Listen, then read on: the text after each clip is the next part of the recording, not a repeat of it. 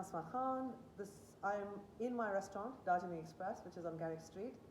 We are unfortunately closed, as is all the restaurants around us, but I just thought I'd like to share a recipe with you, which is great for when you have, family around, kids who don't eat a lot of chilies. So the Keema Pulao is great because you can use any kind of mince. And if you're vegetarian or you don't have any kind of allergies to certain things, we have a whole range of mince that you can use, which is there in the recipe, and very easy to make. And it's also a one-pot dish. Once you make that pulao, people can have a salad, or you can have it plain yogurt, or just on its own. So just the recipe is there. It's pretty straightforward. You make the keema, which is the mince, and then you've got the rice, which you then put together, steam together, and then the pulao. I just wanted to kind of point out some things interesting about our spices in this. So, for some of you, they might look at this and think, oh my God, what's this stick? This is actually cassia bark. Very misleadingly, even a lot of Indian chefs call this cinnamon. This is not cinnamon. Cinnamon is this curly-wurly thing that you might see. This has a very strong, earthy fragrance. It's very robust. It has oils. This is the bark of the tree.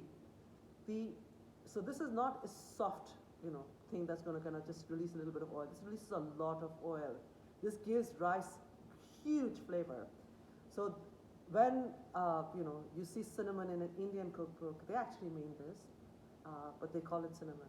This is cassia bark, and that's what there's. You will find that in my recipe book. Of course, it's not the easiest time to go out and buy stuff. You can use cinnamon for now, but later on, if you're able to go and get it, or you can buy this online, it's cassia bark. You should get this.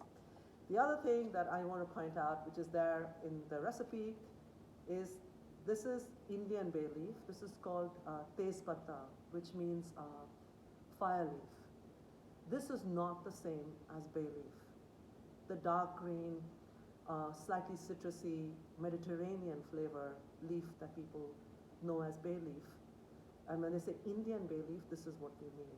This is very different. The flavor profile is completely different. And so when you want to say, oh, this tastes very authentic, it's literally this. Your Indian food will taste authentic because you're using the right spices. And to some extent, a lot of our chefs are to blame for not pointing out this very simple thing. So this again will give that, very, very, it's very smoky undertone to your dish. And it is much larger. It has these kind of divisions in it. It's also not green, it's olive colored. It's olive green. So that's the thing. The rest is quite kind of, I think most people would recognize, green cardamom and cloves. Nothing mysterious about that. But these are all the things that go into, so I'm going to remove this because I don't want any way to block this bit, which is the rice. Now this rice is not the most expensive basmati. It's pretty much middle of the road. But what I'm going to show you is how to actually wash the rice so that it tastes like you've spent a fortune on the rice. The simplest thing is don't shake it. Don't shake your rice. This is not martini. Don't. It has to be very gently stirred, okay? A lot of people put it under a running tap in a colander. That's killing it.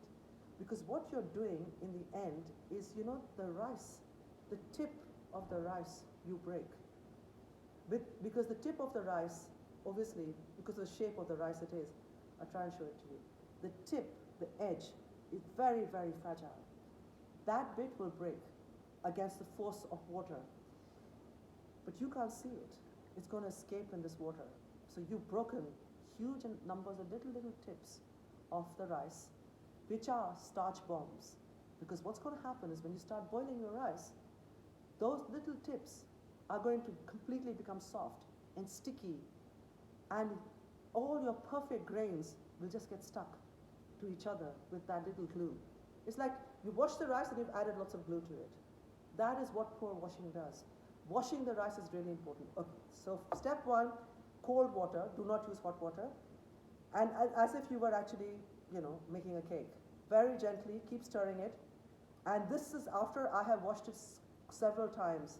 This water, it's cloudy because it's got starch in it. But this is not the tips that I'm breaking because I'm so gentle. This is the natural starch that you will find, the powder that comes off the rice. You want to make sure you get all of that right. So this is not the easy bit. It's a bit of a pain. You have to keep washing it till it's clear. Till the water is completely clear, it would look, or maybe not like this, but similar, okay? So it doesn't look cloudy, and be patient. Because the other thing is that, rice has a very bad reputation, and this is not just because I'm Indian, I'm telling you this, but, obsession about not eating rice. If you wash your rice well, and you make sure that you don't break the tips of your rice, it's going to have almost quarter the amount of starch, because you've washed it out. You haven't put it into your stomach, you've thrown it down the sink. So washing the rice well removes all of this, otherwise poorly washed rice, all of this would be absorbed in the rice, and you'd be eating it. So it is very important to wash rice properly. And then there is one more thing that we do traditionally, and if you do that, it actually really makes all the difference, that you leave the rice to soak for at least half an hour, if not, 2 hours is ideal, in cold water. And the reason why you do this is already you can see the tips have absorbed the water. When it is sitting in water, rice is very hollow. I'm sure everyone has tried this. Anyone who's dropped the phone, everyone says, oh, put it in a sack of rice. Why are you putting in a sack of rice? Because rice is very porous. It sucks out water. So what it does is when you actually soaking that rice, it is sitting here, obviously my rice is very cloudy, but I want to get up, otherwise the film gets cut. But presuming that this is very clear rice, it's absorbing this clear water and becomes, see already this one is becoming a bit fatter. It's becoming fat because it's absorbing the water.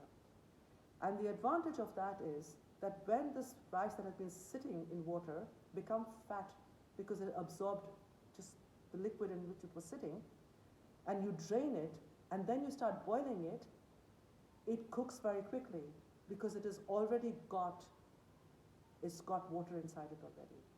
It literally, it's 1/10 the time it takes to boil the water, boil the rice. The rice is boiled so quickly because it is already full of moisture. It is so fat, it cooks very quickly. This again reduces the amount of starch that comes out and this amount of, the stickiness that happens. It's very quick, drain the rice.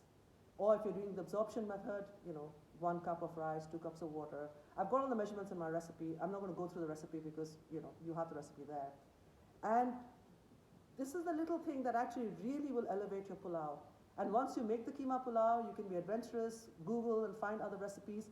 But once you master this very simple technique of washing rice, using the right garam masalas, the kasya bag, the bay leaf, the Indian bay leaf, the tezpatta, you will actually really taste the difference in your food. And please do try making the Keema Pulao. And thank you for listening to me.